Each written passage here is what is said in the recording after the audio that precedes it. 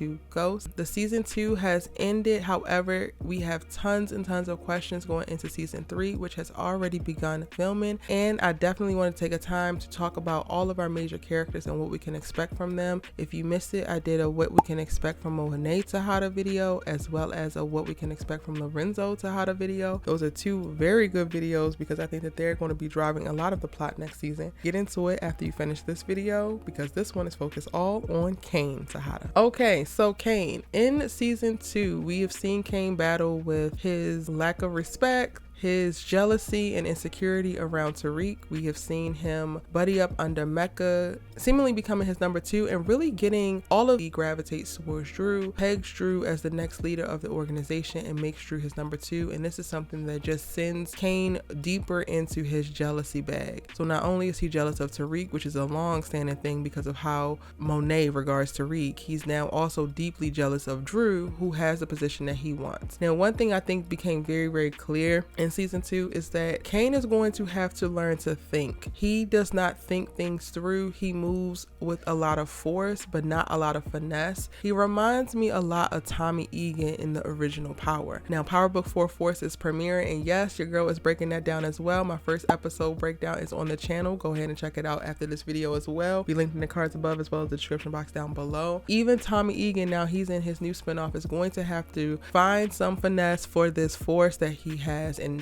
you cannot make it with force alone. Cain has been able to make it this far because he has brains in his mom or his siblings that really complements his force well. However, I think going into season 3, we're going to go through a reflective and like readjustment period for Cain. I think he's trying to figure out where does he fit and where does he want to fit. After seeing Mecca being dubbed Mecca's number 2 and what that looks like, I don't necessarily know if he's going to be butthurt anymore about not being a number 2 to Lorenzo, especially after Monet tasked him with having to kill Lorenzo in episode 10 of season 2, and that was something that he morally and emotionally really struggled with, but was going to do for his mother. So we get the reconfirmation of how he actually regards Monet, and regardless of how they have fought or gone back and forth, or when it seems like Monet has decided to sacrifice him, at the end of the day, these two are thick as thieves and tight. And I think that he is going to get roped into the conflict that's going to arise once Monet figures out that Lorenzo is the one that shot Zeke. Now, that the Tejada family is definitely going to continue down this road of implosion. I'm just not sure if it's going to start at the beginning or if it's going to happen at the beginning of the season or the end. Before I jump back into talking about the Tejadas as a family and where Cain fits in, I think for season 3, Cain is going to experience a very different, or going to walk into a different path or season with Tariq.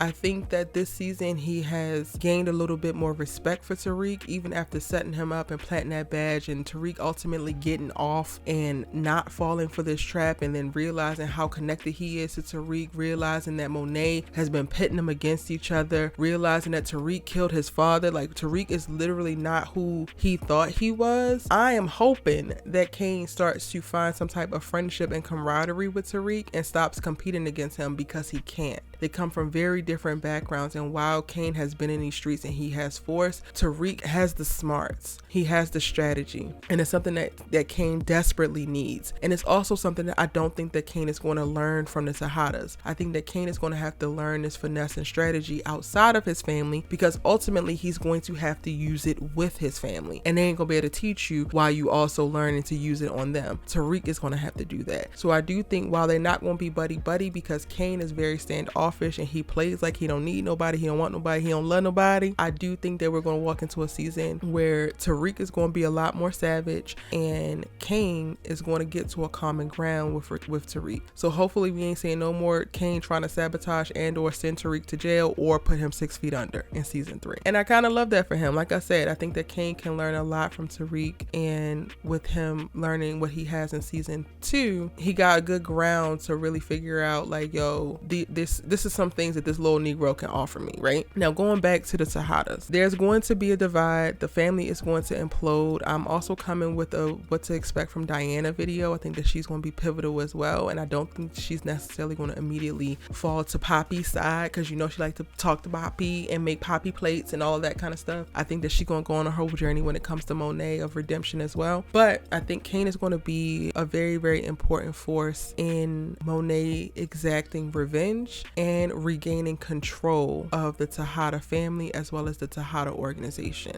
Now, part of me is leaning towards this happening towards the end of the season, because as of right now, the Tejadas have no connect, no real organization, right? Like, you had men, most of the men were also, you know, with Mecca that were planning the BSKs. They turned on you. Like, they really have to start season 3 off rebuilding. So they really don't have a full organization. They have to rebuild on the streets. They can't go to Stansfield anymore because Course Correct is blown up. They got to rebuild on the streets, and then they also have to go and find another connect, and that's going to take a little bit of time. So I think that that timeline is also going to play in reference to Monet getting into the bottom of what happened with Zeke and who happened to Zeke. And I think that the moment that Monet finds out what really happened to Zeke is going to be the moment that their organization has stand back up and is ready to go and functioning how it needs to. And I think that Cane is going to be pivotal, getting Monet back to the head seat of that table and taking power back from Lorenzo. Now, I don't know if I want to call it immediately or call it right now. I might have to wait till we start to get trailers and all of that when the season is about to return. But that could look like Cane ultimately still does have to kill Lorenzo. It's just going to be later on. But I don't want to say that just yet, because I could also 100% see Monet killing Lorenzo and handling it just the way that she handled Mecca. And on a little lighter note, I'm hoping that season 3 we're going to get to see Cane with more women, or potentially a woman, a girl. I did a video talking about Cane and Effie's background. We're going to get a lot of Effie's backstory in season 3. So I definitely think that something is going to come out about how they are connected and how they are tied to one another. If you want to know exactly what I think in reference to that, you can watch that video after this. I told y'all I got all the Power Book 2 content. We're talking, we're having great conversations, and if it's a theory, I'm going to explore it and we're going to talk about it. So you should really subscribe and turn on those bell notifications. So I'm looking forward to that. I don't want,